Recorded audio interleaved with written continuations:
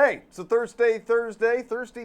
I think that's the way we should say. That's what the kids do. Anyway, we're here on The Sweat. We're here to help you determine where to throw your cash so you can bring even more back home. I'm Adam Kaufman. This guy right here, Tyler Sullivan. Odds are you know that by now. And we brought friends, Reed Fowler and Jeff Ulrich. Hey, guys. What's up? Hey. All right, guys. Look, I know that Reed's in Hawaii, but Jeff, you didn't have to dress to impress him. No, it's just regular stuff for me, Kaufman. You think I'm bringing out the A game for this show? That's a great point. No, look, I can't fight it. I get it. I like it. Bringing that hot stuff right out the gate, and obviously we're starting to look at Week 3 in the NFL because the action actually kicks off tonight in Cleveland with the Jets and Browns. Which, of course, begs the question, if football happens in Cleveland but no one tunes in to see it, did it really happen? I guess we're going to find out. All right, guys, let's start with your Thursday night picks. The Showdown contest. First, the captain's pick. Reed, let's start with you. Who's your captain?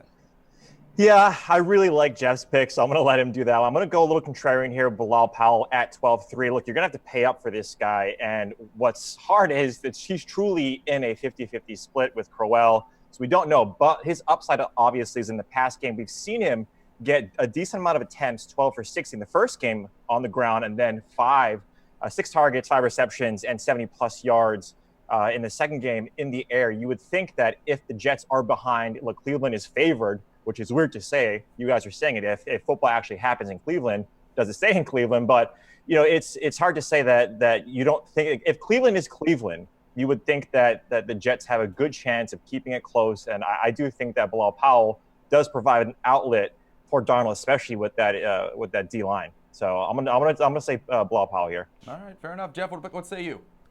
How dare you guys besmirch the great football nation of Cleveland? Home of the drive and all the other This crap. team is 0-1-1. They're on a roll. Give me a break. They haven't lost. They didn't lose back-to-back weeks. That's good. I like the Browns' defense as a captain pick this week. And look, before you laugh, the Browns are first in turnover differential. They're fifth in sacks. They've been drafting defense for the past 10 years, and it's finally starting to pay off. They held up really well against two of the most elite quarterbacks in the league, held Drew Brees and the Saints to 21 points in New Orleans last week. This is really good. I mean, it's a very, very underrated unit right now, and I think you're going to see that on national TV. The Browns are favored, like Reed mentioned. This isn't supposed to be a high-scoring game, so I think a lot of people might go to a guy like Quincy Enunwa, which PPR is fine. I kind of like Reed's pick too, Bilal Powell. He might get a lot of dump-off passes, but why not just go with the Browns D? It saves you money. They're a really high upside unit in a great spot. Sam Darnold, 3 turnovers through 2 games. He's turnover-prone in college, too. I think this is a great spot for the Browns D. Yeah, and if you look at it, too, like defenses at home on this short week, Thursdays, they've performed, right? We've seen it before, so I really like that pick. And it allows you savings. If you want to pay up for the top guys, you want to get the QBs in there, you can. So I really like that pick. Nothing gets me excited for Thursday night football like a low-scoring game between the Browns and Jets that Cleveland is favored in. They get the dark uniforms in there this week. It's an exciting night. This is going to be really terrific. All right, well, obviously we've rattled off some of the better plays, some of the better guys, more expensive things, and you see it on your screen there. But how about value picks for tonight? Fellas, to help football fans fill out their lineups. What do you got, Jeff? I mean, if you want to go a little bit deeper, Chris Herndon, tight end for the New York Jets, rookie. But the Jets don't really have like a focus point of the tight end. But Neil Sterling is hurt. They've kind of been going by committee. But without Sterling, Herndon is going to be the guy. He had 4 targets last week. He's the most capable pass catcher of that group. And again, Darnold does not push the ball down the field. Like Robbie Anderson has 6 targets on the year. So there is an outlet here for Herndon to come through. If he gets 5 or 6 targets at only 1,800 for the Showdown slate, I think he's very much in play. And again, the Browns are favored. You might see Darnold throwing it 40 times in this game. I think he's very much in play. I think there's another play that's a little bit more expensive and probably higher upside, but Herndon at 1,800 definitely has some appeal. Reed? Yeah, I'm staying with the Jets here. I'm going with Terrell Pryor. I mean, Jeff kind of touched on it. I mean, if you're looking for a big body guy, athletic, we see Darnold when he has completed a long pass, it was to Pryor. Quincy Enunwa is the number one in the Jets offense. He is that safety blanket for Darnold. But you're seeing Pryor, and like Jeff was mentioning, Robbie Anderson is absolutely has been obsolete here. He needs the Fitz magic to really have value. So I'm going with Terrell Pryor. Like, this guy is an extreme talent. This is only his first and a quarter year, truly his second year as a receiver, true receiver. And it appears that they want to get him more involved. Like Jermaine Kearse is coming back too. So remains to be seen how this pecking order pans out. But for 3,800, you get that boom or bust, especially in that boom, that touchdown upside potentially with him. So Terrell Pryor, 3,800. All right, and Jeff, I think we know where we're going with this one. Any interest in using a defense or a kicker in this contest tonight? Jeff, double down. I mean, obviously, I like the Browns D, so I'm not going to go over it again. But, the kicker situation, again, it's a lower scoring game, so I think these players are in play. Just looking at the prices, I mean, you got Myers and this new Browns kicker, Greg Joseph, who isn't even supposed to be that good, at 3,400 and 3,000. I will say this, Higgins was the other value play that I really like, Rashad Higgins. Jarvis Landry is banged up. I think I would go Higgins over both of those players right now. If I was going to take one kicker, it would be the Cleveland kicker, Greg Joseph. At some point, someone's got to make a kick for Cleveland. And again, if we like Cleveland in this game and their defense, it does sort of make sense to correlate it with their kicker. So, well, just coming off a week 2, I just want somebody to kick, make a field goal. Poor Zane Gonzalez and poor baseball coach Zane Gonzalez. Nobody deserves that treatment on social media. Although I did like the one tweet that he got that was obviously directed to the kicker that went to the wrong guy, but that said, "I hope you stub your toe every morning and sit in traffic every night." That's just the best tweet you can send a guy. It really is. It's harmless and yet offensive at the same time. It really is. All right, Reed, are you going defense or kicker? Yeah, I mean, just to reiterate what Jeff was saying, and sort of a side note or anecdote, I wonder how much they offered Dan Bailey and that he turned down in Cleveland. Right. I'm sure they did. But yeah, I mean, these guys, like Jeff was mentioning, Greg Joseph really was an unknown. Even the analysts who cover football for the NFL were saying this guy really wasn't on anyone's radar, and they bring him in. So Greg Joseph is tough to really put your finger on, but of course Cleveland defense would be the only one I would want to roster tonight. Real question, guys, because obviously at our core, it's not just stat head kind of thing. We are football fans. We enjoy watching games, and it's early in the season, so just that in and of itself may be enough to get you to watch a Thursday night game featuring the Jets and Browns that you would never watch in, say, Week 16. But given that the Browns are favored, that there's young talent on that side, that you have the number 3 pick on the other side with Sam Darnold, and that if Cleveland wins, it'll be the first time since New Year's Eve 2016. Is history enough to make you actually tune in to watch this game with a rooting interest? I will be. I mean, Cleveland started the year well. I mean, they should be 2-0, quite frankly. So I know a lot of people, they're easy targets, but they've played really well against 2 elite teams already. I think they're going to destroy the Jets tonight. I think they're at home. I think they're up for it. I think they know they've played well, and they're on the verge of a big performance. So I'm a little bit interested in this game, I'll admit. I think Cleveland's going to win big. Yeah, I think there's 20 different deviations of revenge narrative that you can have with Cleveland. I feel like everyone's played on the Cleveland roster. And Jeff's right. I mean, if you can see history, I mean, Terrell Pryor, right? I mean, if you want to go down that street, he has something to play for a little bit more. But at the same time, like you guys are mentioning, if they can get a win here against a Jets team that we saw in Week 1, it might just be that Patricia was bad, the Lions. They're also coming to the forefront of being a potential contender now. So yeah, one of these teams should start to gain traction early in the season. And yeah, of course. I mean, Thursday night, you should watch football. All right. What better time? I mean, it's what we need. I know you don't like the Jets and Browns, but it's going to be a good time. I'm trying. Got to earn your stripes, Koff. You got to earn your stripes, man. Yeah, I'll check out some of it. All right, Jeff, thank you. Reed, mahalo. We'll check in with you guys a little bit later on. But first, we need Pat Mayo's Thursday night hot picks. I'm Pat Mayo here with your Thursday night hot picks for Week 3's opener, Jets-Browns, presented by Buffalo Wild Wings. Let's start with the Jets. And the only player who's been guaranteed to see the ball through 2 games, the same player who's going to be my captain's pick for the Thursday nighter, Lil Quincy Enunwa. It's all about trust and how that trust translates into volume. The unknowable question we were faced with when Sam Darnold was named the starter was, who is going to be his preferred target? Didn't take long to figure it out. It's Enunwa. He's breached double-digit targets in each of the first 2 weeks, hauling in at least 6 catches and averaging over 17 DraftKings points. Plus, Denzel Ward will likely look to limit the vertical threat in Robbie Anderson, potentially leading to more work for Enunwa. Gotta like that. On the Brown side, get sneaky and take a gander at Cleveland's DST. They forced turnovers and limited the Steelers' offense Week 1, then went into the Superdome and mucked it up with the Saints Week 2. The Jets' offense is significantly worse than those two. Now, on a short week with a turnover-prone rookie quarterback, the Browns defense may be the most dominant unit in this game. Those are the Thursday night hot picks for Jets Browns. I'm Pat Mayo.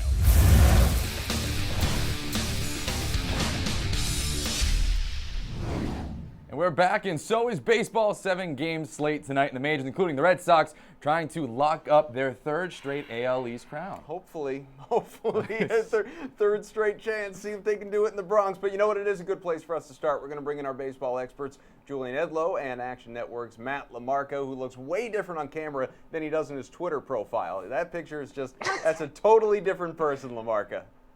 It was a few years and a couple pounds ago. Well, and no facial hair for sure. But all right, that professional look. Yeah, I like MLB. it. Yeah, you professional in your Twitter, not so much on camera. MLB Chase Fade. That's what we're going to do. Battle in the Bronx. Eduardo Rodriguez on the mound for Boston. He is allowed a run or fewer in 5 of his last 6 starts for a 1.97 ERA.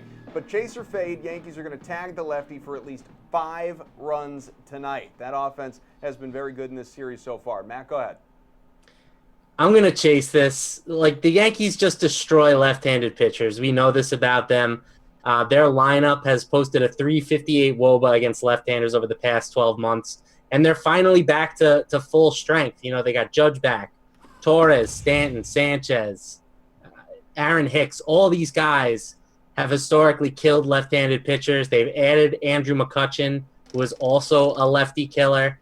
And Rodriguez has been much less effective against right-handed bats than left-handed bats this season. So the fact that the Yankees lineup is just full of guys who are right-handed batters that tee off on left-handed pitchers, I think that they're going over tonight. Jules? Yeah, well, unfortunately for you two Red Sox homers in the studio, I am chasing this as well. There's just too much upside. David Price, really good left-handed pitcher so far this season. Yankees scored 10 runs in his start last night. And then what I really like here is what Matt touched on, where this Yankees lineup is. Aaron Judge is back. Gary Sanchez is back. There's 7 right-handed bats, a switch hitter in Aaron Hicks, and a really good lefty in Didi Gregorius here. Gleyber Torres, he probably would win Rookie of the Year if Miguel Andujar, his teammate, wasn't going to win it. He's 4,200 and batting 9th in this lineup. Luke Voigt, who hit a pair of bombs last night, is hitting 8th in this lineup and crushes left-handed pitching. This lineup is just built to destroy lefties at home in Yankee Stadium. You know, say what you want about Erod Powell, and call me a homer if you will, but I'm a little offended on behalf of all the nerds out there that like to take a constant walk down narrative street, because you're ignoring an obvious one. Yeah, David Price has been very good this year, very good, great, elite, ace-like since the All-Star break, but he sucks in the Bronx. Since 2016, the guy has given up at least 6 runs in 5 of 6 starts in that stadium, has an ERA over 10 in those 6 starts at Yankee Stadium since joining the Red Sox. So anyone who would have decided to play him last night, despite the recent role that he's been on, dumb, just dumb. You don't do it. I mean, those numbers are probably because lefties pitch poorly at Yankee Stadium against this lineup. Oh, yeah. Sure, David Price's numbers might just be enhanced because he crumbles under pressure. Yeah, Luke Voigt show. Yeah, Rodriguez doesn't have great history versus the Yanks either this season. Totally. This season, that's true. He's not 2 been starts great. and the ERA is Not still been a great. little over 4, but career, very good. We could do this all day. We Go could, ahead. but we'll stay on the mound. We'll just go to Sure. a different team. Yeah. Max Scherzer, $13K for the Nats in the home tonight against the Mets. Most expensive player on the slate. New York's projected for a slate low 2.5 runs. Chase or fade, having to pay up for the Cy Young winner. You like anyone? I mean, I'm gonna. I'll start us off. I'm gonna fade this at $13,000. It's not that I don't like Scherzer. It's that this slate has such little value, and with just 7 games, there's not that many places to go. Scherzer had 2 DraftKings points against the Braves in his last start, and he's only faced the Mets. And the Mets offense, by the way, has heated up of late. He's only faced the Mets once this season. That was at Citi Field, a better park for pitchers, and he didn't manage to crack 20 DraftKings points. He had about 19.5. So if I can make the room, I would love to roster Scherzer, particularly in cash, just because he's generally such a high upside play because of those strikeouts. But the way this slate is built, it might be tougher to get him in your lineups than you think. All right, what do we think? Are we great? I'm going to disagree with Julian here. I think you need to find a way to get Scherzer in your lineup. Like, the gap between Scherzer and all the other pitchers on this slate, might be the biggest gap that we've seen all season.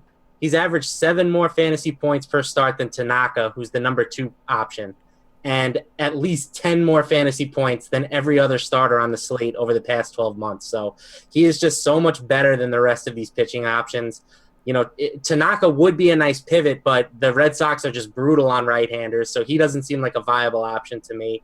And the Mets, while they have been better, their lineup just has a WOBA of 298 against right-handers over the past 12 months. He leads Fantasy Labs in virtually every pitching metric on today's slate, so I'm going to look for some cheapies at hitter and find a way to jam him in. I'm with you. I mean, there's just too much of a drop-off between Scherzer and the rest of the pack. I mean, it really is. Looks like the sun's going down out there, big fella.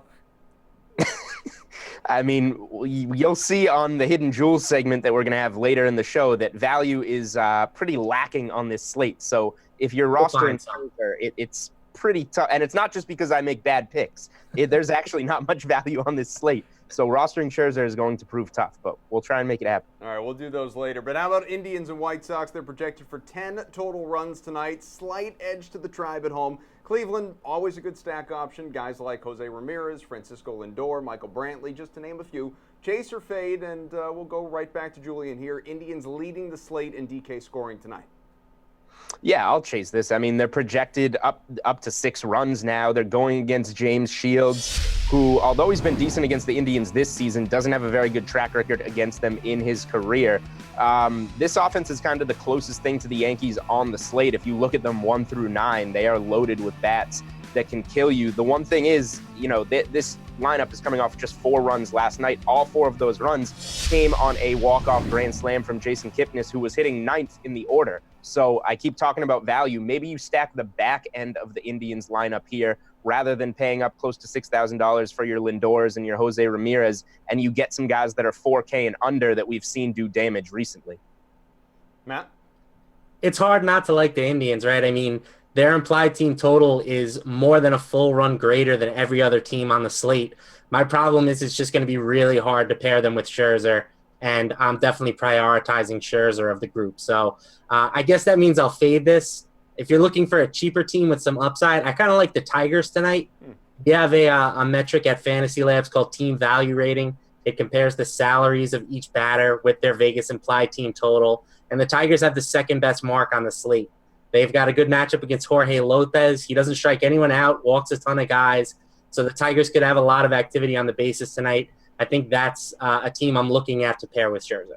Stack the Tribe. Julian likes him. Matt likes him. Harry Doyle likes him. Pedro Serrano, Jake Taylor, all of them. I'm in. Seems like the way to do it. All right, all the lineups are out, so it's pretty standard. Chase or fade. The stars and scrubs tonight. Julian, we'll start with you. Well, first of all, if you read my article on the DK playbook this morning, you would see that the Detroit Tigers were the top stack. So I do like going there for value, but I think that you need to I'm fading this because I think you need to balance your lineup as much as possible tonight because there's so little value. Even if you want to go with Scherzer and a Detroit stack, I still think that it's going to be really tough to find those other bats to fit in here. So I think you want to be as balanced as possible. If you want to reach on Indians bats or Scherzer, you can try, but it's going to be really hard to find that balance. All right, Matt? Yeah, I guess I'm gonna chase the stars and scrubs because I want Scherzer. So my batters will be scrubs and scrubs, but I have no problem with that because I think Scherzer's the only guy on the mound that can get 30+ tonight. All right, guys, thank you very much. Julian, Matt, you got to go, but I'm sure we'll talk to you a little bit later on. Fowler and Ulrich are back for NFL over-unders. That means an F, and, well, Jeff's here too. Hi, guys. What's up? All right. Scrubs and scrubs. Sounds like our host today. Yeah, that's good. That was too good. No, I like it. Good for him. Matt Ryan's Falcons, they're going to host the Saints on Sunday. Matty Ice has not reached 300 yards in either of his games this season. Nollins, though, letting up 325 on average. So over under Jeff, 300 passing yards for Ryan. What do you think? I always take the under on Matt Ryan. I don't know why people think he's elite. He had one really good season. And yeah, I know Julio Jones is there, and the Saints have been, looking pretty dismal on defense for the first 2 games. But I don't know. I mean, the Falcons just don't really have a down-the-field stretcher. They have a really legitimate number 1 back in Tevin Coleman who can eat up clock. He looked great last week, by the way.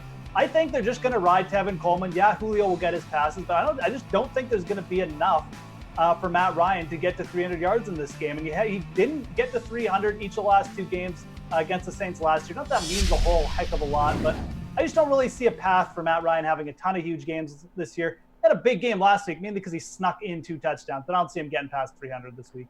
Reed, how do you feel about Matt Ryan's chances for the Falcons?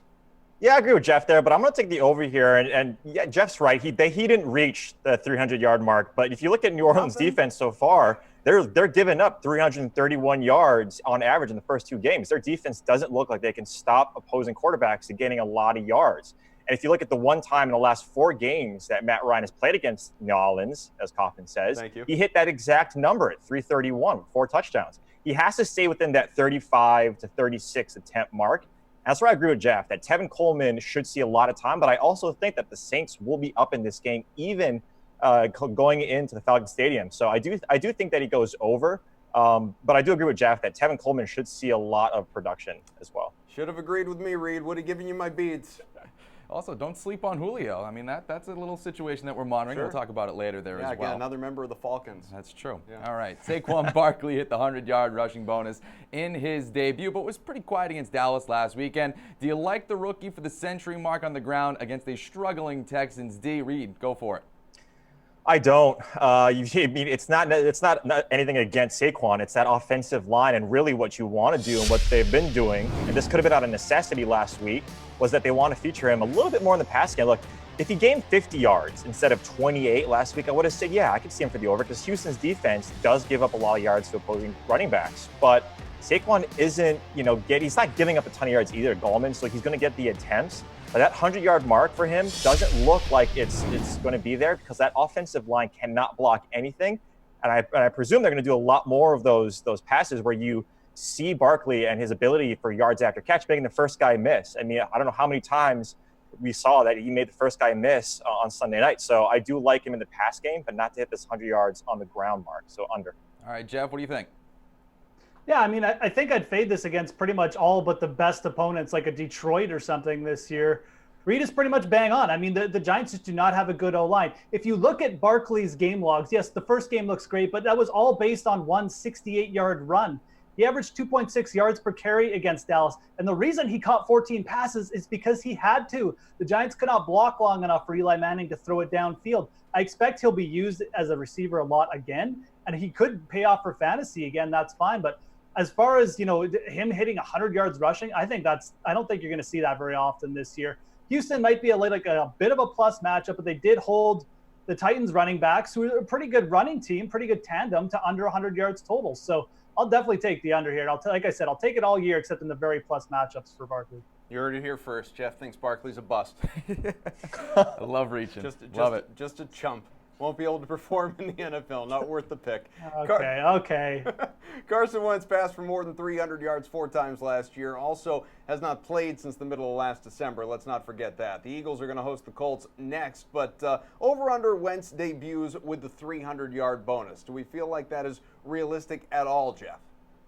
I'm going to take the positive approach here for once. I think Carson Wentz coming back is going to give a big boost to the Eagles. The Colts have actually played pretty good on defense, a lot better than I think people thought they would. So it's maybe not the best matchup. But again, this is the Eagles at home. They've really slumped the first 2 games. This is a big boost, though. I mean, as I like Nick Foles, I'm a Nick Foles guy, but even I admit he's not been playing well. This is a boost at quarterback, and they signed Jordan Matthews this week. I think this team is going to turn things around a little bit, especially on offense. I think Carson Wentz will have a good week this week, and I think he might actually approach the 300-yard mark. And again, the matchup is pretty good for that. The Colts play at a fast pace. They don't have a good running game, so you could see a few more plays. I'll take the over. Yeah, I mean, I'm going to agree with Jeff here. I mean, initially I was thinking about this and gesticulating, because this is a tough one. I think when you look at Wentz and what we saw last year, you can't really port over trends until you see it. And we haven't seen it at all yet with Wentz, and the injury is potentially still there. So we have all of these narratives and all of this going on. At the same time, if you look at that Colts defense, it's hard really to pinpoint who are they. If you just look at the stats, they're decent against opposing quarterbacks, but they played against Alex Smith and Andy Dalton, who's appearing to be a QB1 this year so far. So I'm going to say over here, and the big reason why too is Corey Clement. He's going to see a lot of targets out of the backfield. That's where you attack the Colts, is passing to the running backs. I mean, Chris Thompson saw 14 targets. We're seeing that these pass-catching running backs, especially in PPR leagues for you season-long guys, These guys are really important. So if you want to take them on a DFS, if you want to pick them up, maybe you need a week 1 flyer. You had Mixon and Bell. Potentially you need some help at running back. Go get Corey Clement because he might be in line for a huge game, especially because the Giants Sproles didn't practice today. It doesn't look like they're going to play. So I'm going to stay over here. You're going to see Corey Clement be featured a bunch on Sunday. I'm sorry, did you say gesticulating? I did. Look it up. Yeah, no, I did while you were talking. Listen, I can't speak for our viewers. I'm sure they're very intelligent, but know your host here, pal. We're not prepared for that kind of language. Back and forth. Thank you. Yeah, no, I mean, just be a little nicer to us. Seesawing is really my speed. I want to be able to listen to you. I don't want to look stuff up while you're talking. I missed half your take because I was looking up gesticulate. It's unbelievable. Oh, my God. Going back to it, is Carson Wentz owner? Scrub and scrub. I agree with Jeff here. I feel pretty good about Carson Wentz season long, by the way. I have that, and I feel pretty good about it. Best of luck to you. I wouldn't. I feel good. All right, boys. Thank you. Let's get some hoops talk in. Training camp's coming up next week, and the Celtics are healthy and ready to chase Banner 18. Aloha, Reed. Here's a fantasy flash. It's your Fantasy Flash, and I'm Tara Lenazak. The excitement is brewing for these two Boston Celtics to join their teammates after their 2017 and 2018 seasons ended prematurely by injury. Gordon Hayward starting off last season with that gruesome ankle injury, and Kyrie Irving sidelined with knee issues that required multiple surgeries. But it's comeback season, and Kyrie and Gordon are fully recovered and ready to hit the court for the start of training camp on September 26th. After Irving missing 22 games and Hayward missing 81. Coach Danny Ainge saying that these two will be going full speed, but with one reported twist. Brad Stevens told The Athletic that from what he's been told so far, he doesn't anticipate resting both stars in back-to-backs. So, how much risk will occur if Hayward and Irving will not be rested, and who will be losing out on the Celtics bench this season? Keep it locked into DK Live for that and more in the coming weeks. Let's keep that NBA conversation rolling, shall we? As we welcome in our experts, RotoWire's Nick Whalen, Rod Beard from the Detroit News, and Brian Mears from the Action Network. The big news this week, Jimmy Butler requesting a trade and wanting out of Minnesota. He's reportedly eyeing the Clippers among the New York teams. So let's start this off. How could Butler's presence impact the Clippers? Rod, let's start with you. Well, it makes him viable. It makes him another big-time team in the NBA that people will pay attention to, and a destination for free agents if they can attract a Jimmy Butler or someone of that ilk. All right, Nick, what do we think? I mean, I think it would kick their rebuild into high gear maybe a year early. I mean, everything that they did going back to the Blake Griffin trade early last season was kind of gearing up for free agency next summer. And one of the reasons, obviously, that Butler listed them among his three teams, you know, the Knicks and the Nets being the other two, the thing that all three of those have in common is they're going to have a bunch of cap space next summer, not only to pay Butler, but to add another star. So, you know, I think Jimmy Butler is probably a little bit polarizing, you know, after all that's gone on over the last year. But, you know, we know he's close with Kyrie Irving, and you look at the list of other stars coming on the market next summer, KD, Kemba Walker. I mean, people forget DeMarcus Cousins is going to be a free agent again next summer. The options are there for Butler to maybe kind of pick and choose who he wants to play with next summer. All right, Brian, you feel the same way? Yeah, I do. I think he fits pretty well in LA. I think he'd be okay maybe with the Lakers as well. But yeah, the Clippers are set up really nice. They have a lot of contracts that are expiring this year. Tobias Harris, who I would assume probably would be part of that trade package to go back to Minnesota if that is what ends up happening. Marcin Gortat, and even guys like Patrick Beverley are going to be off the books after this year. So they get up to 2 max slots. That was been their plan all along. And I think that if you go ahead and get Jimmy Butler in this year and get him acclimated to your system, it's really easy to acquire a second star when you already have the first. So I think it makes a lot of sense for the Clippers. And I think it actually makes some decent sense for Minnesota as well. I think that Tom Thibodeau is really not a guy that's interested in sort of rebuilding or getting draft picks. And the Clippers are sort of oddly deep. They have a lot of intriguing guys who can be good role players and sort of build around Karl Towns. So I think it's a decent fit. Obviously, you never want to lose a star like Jimmy Butler, but as teams go, the Clippers do make a little bit of sense for that. All right, guys, I could do this topic all day, and I know, unfortunately, we can't in the interest of time. I do want to, in a second, just talk about free agency and what we should expect a year from now as it relates to Butler. But just first, and Nick, we can begin with you here. it's all well and good to look at his list of 3 teams. He'd like to go to the Clippers. He'd like to go to the Knicks. He'd like to go to the Nets. Why should the Timberwolves, given the position that he is putting them in, especially right now, basically on the eve of training camp, give even the slightest baby-sized poop where he is interested in being traded? They're going to send him wherever the hell they want to send him so they can get the best package back. I mean, it's a leverage play by Butler's camp. You know, we kind of saw Paul George do the same thing with Indiana a couple of years ago where, you know, if he doesn't give that list of teams, then I think there's this impression that, you know, everybody's on a level playing field, whereas now it kind of forces the Timberwolves' hand. I mean, one, like you said, they're a couple days away from reporting to training camp. If you bring Butler into that camp, you know, after all that's gone down with Stephen Jackson and Nick Wiggins and Andrew Wiggins, it's just not going to be a situation that I really see, you know, as amenable. You know, this is a Timberwolves team that was probably going to be a borderline playoff team in the West, talented as they are. I mean, that's just how deep the conference is. And when your best player is upset, I just think it's very clear that this situation, if he stays there, is going to go awry. And the reason that you list those 3 teams is because, you know, now other teams know, you know, if you're the Milwaukee Bucks, for let's say, and you want to add Jimmy Butler, you kind of know that he's not re-signing, and, you know, for that reason, you're not going to offer your best package for him.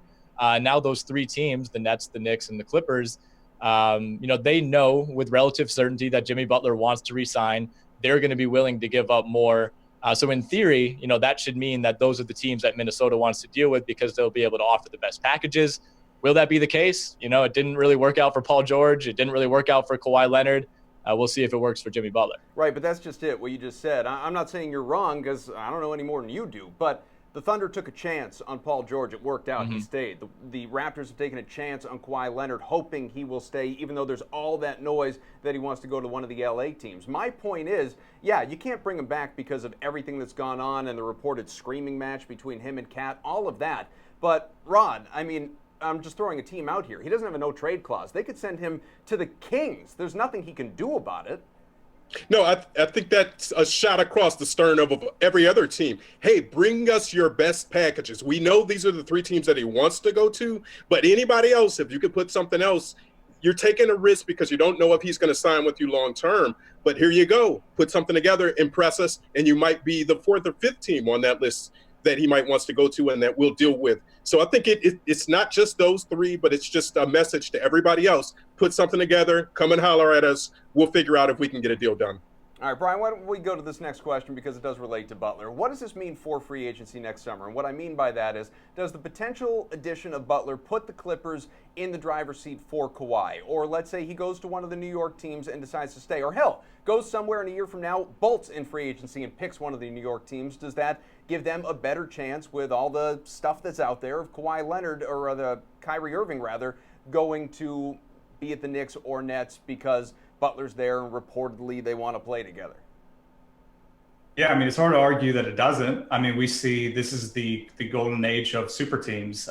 These guys like to play together, and they play all summer together in gyms. So, I mean, they clearly want to create the best team that they possibly can. And some of these bigger markets obviously have the not only the cap flexibility, but the deep pockets in order to pay max superstars. And that's clearly what Jimmy Butler's doing. So like I mentioned in the previous segment, the hardest thing to do in the NBA is acquire a superstar. It gets a lot easier to get number 2 once you already have number 1. So yeah, whichever team gets Jimmy Butler, I think is definitely in the driver's seat to get the second star, which does make sense for some other teams to try to get into the running as well. We saw with Paul George that they were able to change his mind, and maybe Kawhi is more interested in staying in Toronto after a year. So that's sort of the thing. It's really hard to get a superstar in the NBA. So I'm all about just doing anything you can to do it. Even if you're not sure he's going to sign, those guys just don't become available that often.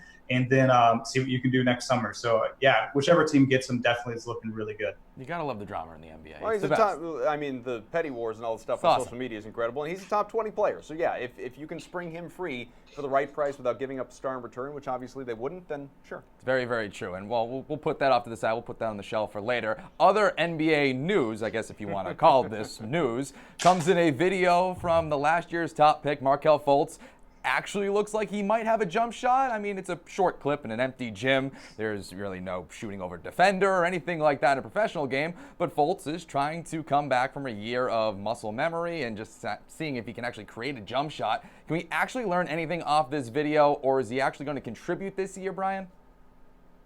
Yeah, so the video was interesting. The shot looks okay, but it's definitely more of a set shot than really fluid. I mean, I wouldn't take too much out of a video, guys hitting shots in an open gym with no defenders. But I mean, that's going to be the question for Fultz, right? I was really high on him coming out. His game was almost like sort of a mini Harden. He had the ability to really operate in the pick and roll and hit that step back three, which I think is probably the most important shot in the NBA. You think like a Steph Curry. He's not the quickest guy in the world, but the reason he can just get anywhere on the floor and into the lane he wants is because people are terrified of that step back three. So if Fultz is not going to have that in his game, which it looked like he would coming out of Washington, and all of a sudden he's a sort of a set shooter, he's got this really low release that almost looks like Eric Gordon shot out of Houston, then his ceiling's a little bit lower.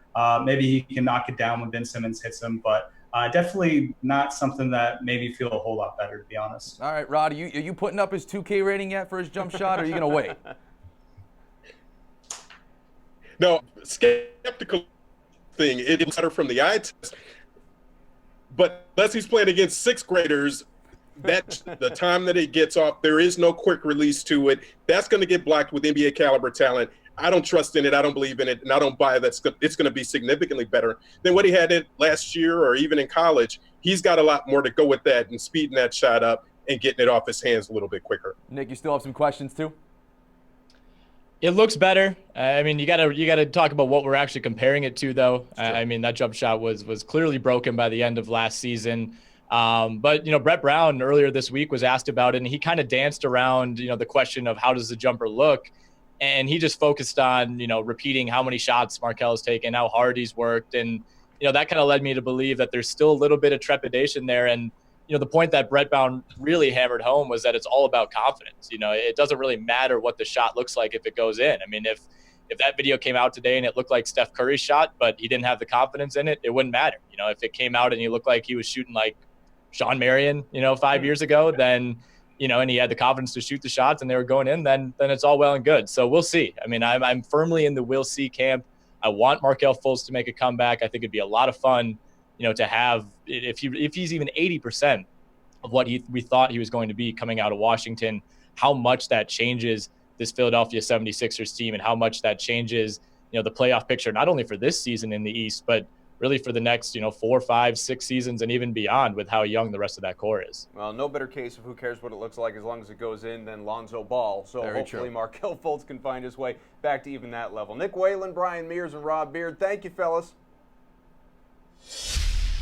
No matter how many running backs are active for the Eagles, if there ends up being 3, then it could just be a 40-40-20 split like we've seen the Eagles do in the past. You're hoping that Clement gets up to 50% as sort of a floor, and maybe he can work his way up and end up with more volume than Jones. I just don't see a path to Jones ending up with over 50% of the snap share and all the goal line work, because the Packers don't really run the ball all that often from around the goal line. I think that would be the differentiator, that Clement would be the one handling all the goal line work in a primo matchup. That would separate them apart, for me at least. Yeah, I just remember last year, like when Jamal Williams was healthy, like it was the Aaron Jones show towards the end of last year. It's like, has a lot changed in the offseason? Like, is getting suspended for 2 games really going to change that? I'm not quite sure. I don't know.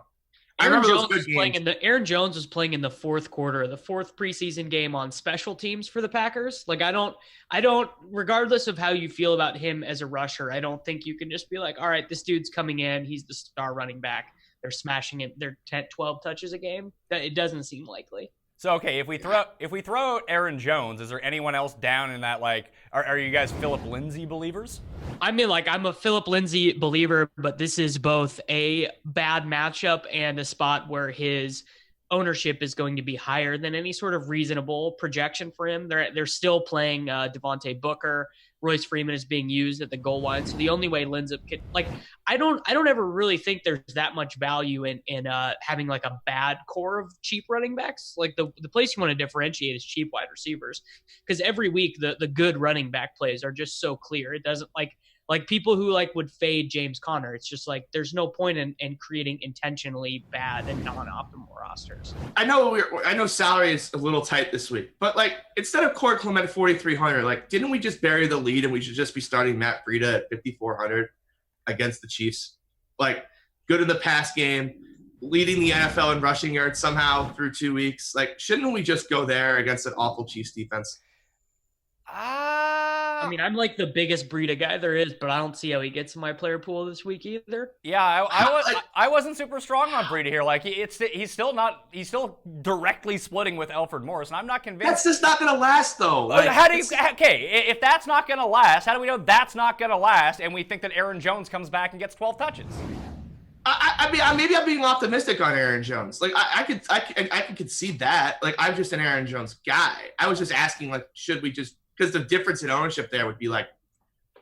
Well, I'm a Matt Breida guy too, and he's like a clear start in your season-long league.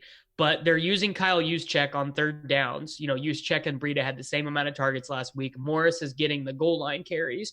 So, like by definition, in a daily fantasy format where he's like that, you're getting no discount for him. Like he's priced honestly higher than his workload suggests he should be, and they're like big dogs. So I guess maybe he gets more playing time because they're big road dogs. But you're saying like Juszczyk is no longer playing on third downs, which is not what happened last week. Like Juszczyk is playing like a straight up running back for them. Well, I just think if you're gonna get somewhere between 15 to 18 touches against the Chiefs, like you got to at least make the player pool. Yeah, they're that bad. I mean, he's not even gotten close to 15 yet. He got 14 touches last week. When like these very short targets, like I mean, I'm a Breida guy, so you're making me argue against someone I like. But like, how would you play Breida instead of just like playing like 80% Gio Bernard? Like that just doesn't make sense. That was the whole thing. Like Gio Bernard, if you just go up in the pricing a little bit, yeah, pricing's tight, but Gio's far more of a lock for those touches, especially in the passing game as well. But like, why is Matt Breida a substantially better play than Kenyon Drake, who's right next to him? Kenyon Drake. Kenyon Drake's been good through 2 games. Frank Gore won't die. Well, neither will Alfred Morris. I just don't believe Alfred Morris is like really going to keep getting that amount of work. It's just common sense at some point. I get it early in the season, you try to work guys in this shape, but like common sense at some point is like, let's put the guy that's good on the field. He's leading the NFL in rushing, for goodness sake. We can't get him more than 14 touches against the Chiefs. I mean, he had a 66-yard touchdown run. No one else has had a long touchdown run yet. Like those count though. I'm not saying it doesn't count, but it's just like it just feels like Breida is in a timeshare on the road. It's like a giant dog, and Jimmy G has looked like honestly pretty bad. The San Francisco 49ers offense looks like honestly like a legit like target share nightmare. Well, even if you take it away the 66-yard run, he still averaged 7 yards a carry. Like he should get more work. All right, thanks to Pat Mayo and crew. We're back here on The Sweat. Back to the NFL and a look in the infirmary. Reed Fowler and Jeff Ulrich here again, along with Dr. Seelan Parekh, Fantasy Doctors co-founder, orthopedic surgeon at Duke University. Dr. P, how you been? I'm good. How are you? Good to see you again. Now, gentlemen, we're going to take a look at a variety of injuries, actually, but we'll begin with Green Bay's Aaron Rodgers, who happens to be on my season-long team, so I need good news here. Didn't practice today with that knee injury. How concerned, Dr. P, should we be about this, even if he does play in Week 3?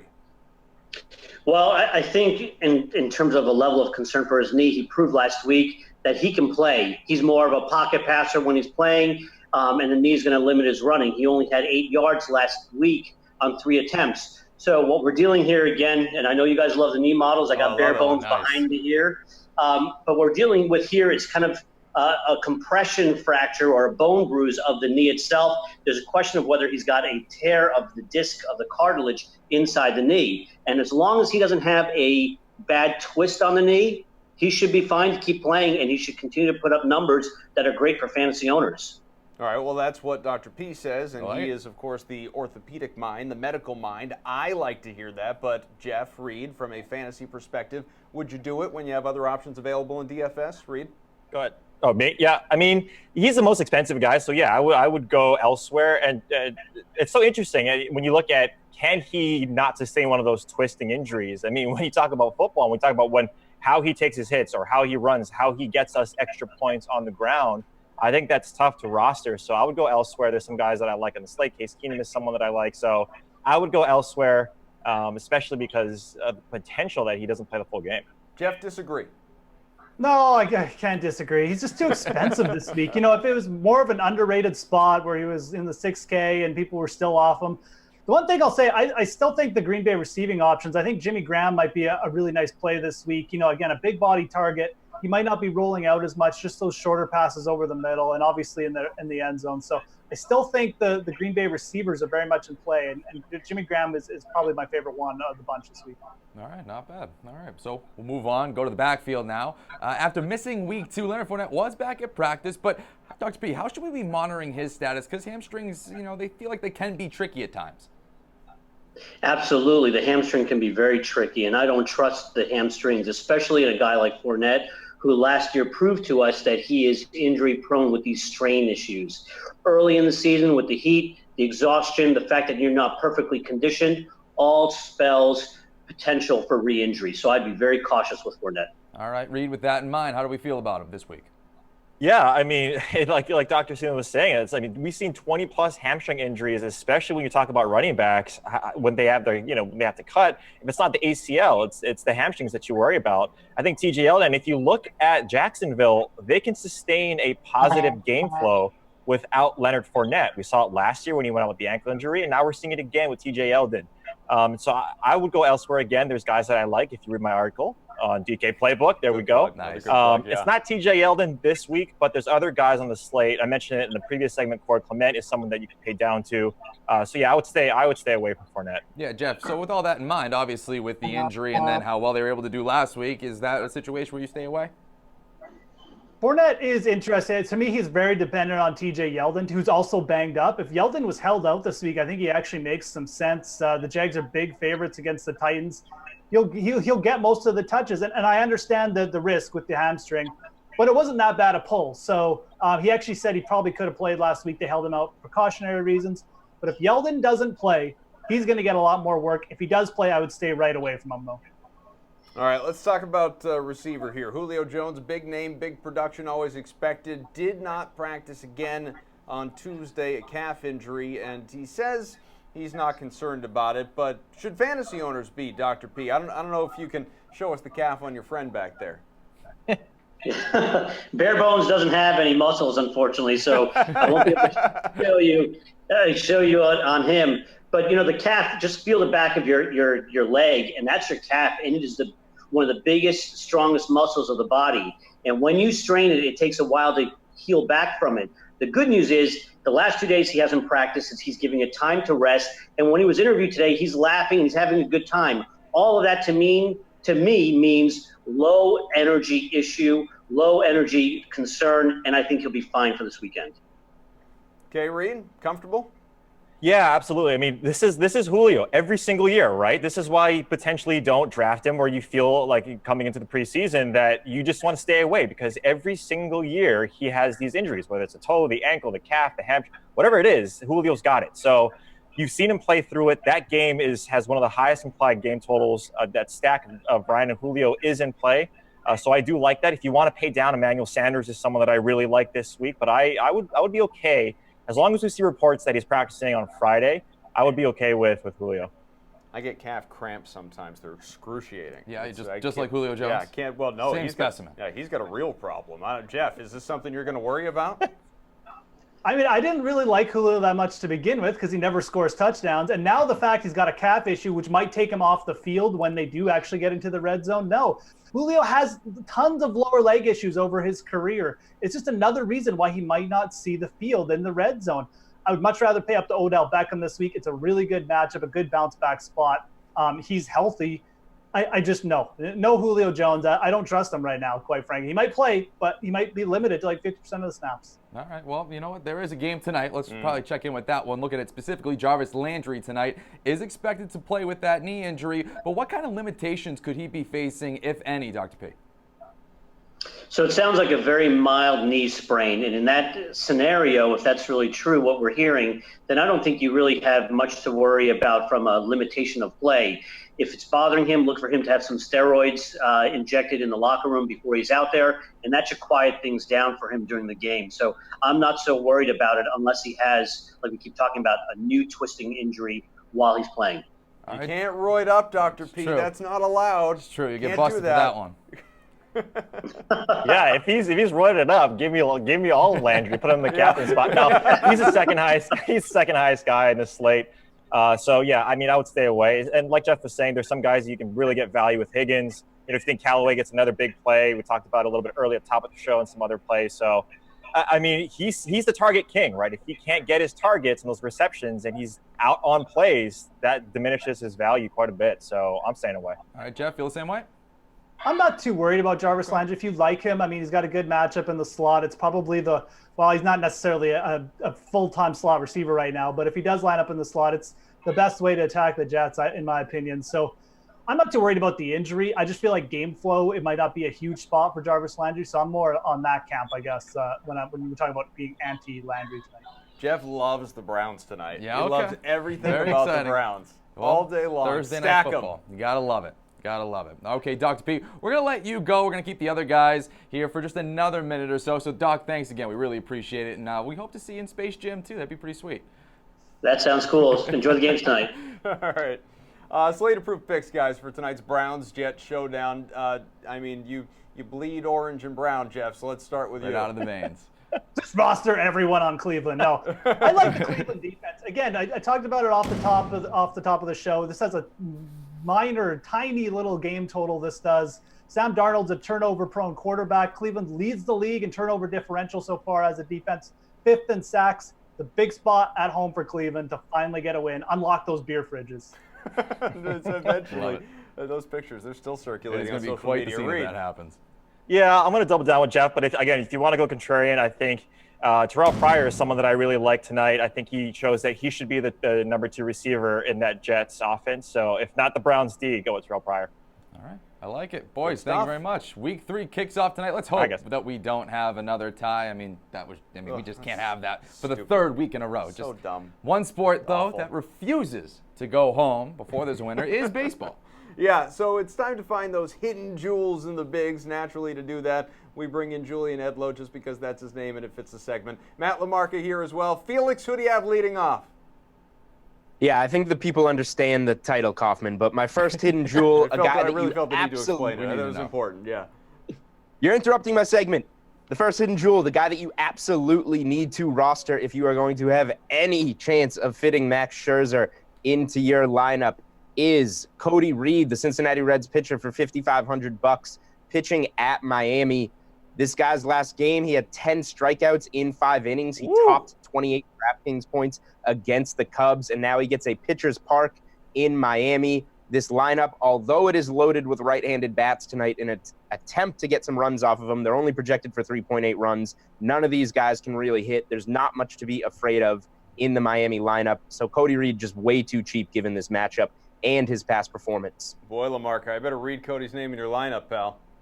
The crown jewel, right? Cody Reed. Yeah, there it is. I like it. I really love the call. To go with the 10 strikeouts, his StatCast data from his past 2 starts is just incredible. 155-foot average distance, 75% ground ball rate, 30% hard hit rate. So keeping the ball on the ground and inducing soft contact to go with strikeouts, ton to like against a team like Miami, who has averaged the fewest runs per game this season. So I love the idea of pairing Reed with Scherzer. Jules, do you have another? I know you were saying earlier in the show that this was a tough night to find those hidden jewels.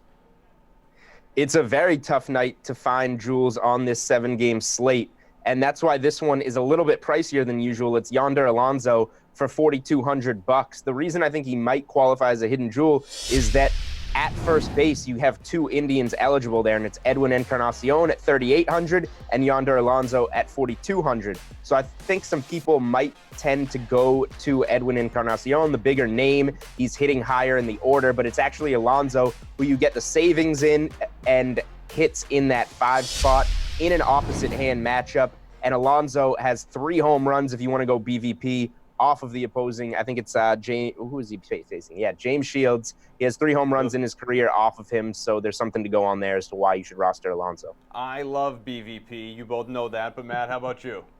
I'm curious when those home runs came, because I feel like both of these guys have been in the league for like 15 years. Don't matter. The thing about Alonso that concerns me is just his recent StatCast form. He has underperformed his 12-month average distance by over 30 feet over the past 15 days. So if we're looking at guys in similar price ranges, I prefer G-Man Choi and Justin Smoke. I really like Choi tonight. And you could also save and go way down to somebody like Victor Martinez for the Tigers, who's priced at just $3K. All right, Joel, what about the third guy? Do you have a guy in there again? What are we looking at? Oh, we got plenty more jewels. We're always filled with crown jewels, even on a light slate like tonight. Number 3, we're going Billy McKinney, the leadoff man tonight for the Toronto Blue Jays at $3,500. He's in an opposite hand matchup, at least for the starter for the Rays, but it's always going to be plenty of bullpen matchups there, which is one thing to be concerned about. But this guy got back on track last night. He hit a home run, yet his salary comes down $300 on this slate. I really don't like much under $4,000 in this outfield. So on a normal, 14-game slate with some better matchups, maybe I wouldn't be going here. But I feel like on this slate, you're going to need someone in this price range in the outfield, and McKinney is the best option available there. All right, Matt, give us your take on it. Yeah, Julian hit the nail on the head about the outfield. There's just no value options out there. One guy that I'm interested in, I hate to keep beating the Tigers drum, but Jacoby Jones at 3,800. But even he's more expensive than McKinney. So finding a guy in the outfield who's batting 3,500 and hitting leadoff, that's hard to duplicate on today's slate.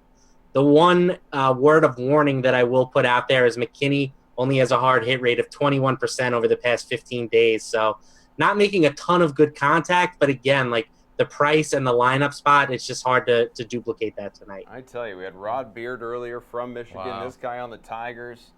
Browns love Tigers. And they say we're biased on the Red Sox. It's all about the Midwest tonight. All right. Goodness gracious. Man. All right, one more jewel since we have so many to choose from, Julian.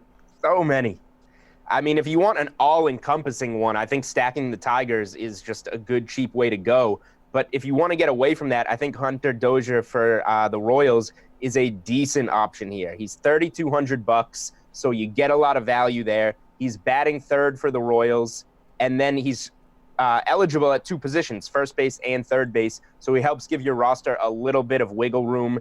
Again, on a normal slate, I would not be looking in this direction, but given the lack of value and Matt Boyd, the lefty going for the Tigers, potentially being a popular option for those that aren't paying up for Scherzer, you get a batter going against him here. I think that there's at least some reason to go down here at 3,200 when you might need a guy in this price range. Matthew? Yeah, I think you honestly might even be selling Dozier a little bit short. I think could even be better than decent. Boyd has put up some impressive fantasy results recently, but his StatCast data suggests that he's been sufficiently lucky. He's gotten hit to a 263-foot average distance over his past 2 starts. That's the highest mark on the slate. 45% hard hit rate against as well. So the Royals are going to be like completely unowned. I agree with Julian that people are going to pay for Boyd, but I would rather be on the Royals side of this matchup. Like if I had to pick the Royals batters or Boyd as a pitcher, I would rather be on the Royals. So I think this game has some offensive potential on both sides. All right, boys. Isn't it amazing how smooth this segment goes without Buchanan here? Yeah, I like it's so much more civil. I don't feel like I have to be out for blood with every pick. Like it's nice. It's we can all be friends here. I don't know. I kind of miss the yelling. I'll be honest. It's nice and chill on a Thursday. Kind of really easing into the weekend. Nice. I can relate. You can't yell at your kids, so you got to yell at the people you're around. You got to yell at the adults. It's true. I get Steve's point of view. I get that. All right, real quick, boys. Let's put the reputation on the line. Slate approved. Julian, who do we like tonight? Cody Reed. You got to go Cody Reed in Miami. All right, Matt. Yeah, I agree. Cody Reed, but pair him with Scherzer. I think the combo platter is the way to go. Oh, all right, nice. A combo platter. All right. Yeah. Wow, nice spread. I know my way around a combo platter. All right, guys. Thank you very much. Get yourselves out of here. We'll talk to you tomorrow or some other time, inevitably. We look forward to it, though. All right, well, that's as far as what I learned tonight. I'm just going to tell you real quick. I know we got to get out of here. The Browns are going to win. That's what I've learned tonight. That's the overwhelming thing. Break open the fridges. All right, it's going to do it for this edition of the Slate. Enjoy kickoff to Week 3, Browns-Jets. You know, Mike Francesa will. The Sweat will be back tomorrow, and so will the Sports Pope. He's going to join us to get excited for that. Tune in at 6 Eastern on Facebook Live, YouTube, and on demand in those brains of yours. He's Tyler Sullivan. I'm Adam Kaufman. Good luck in your contest tonight.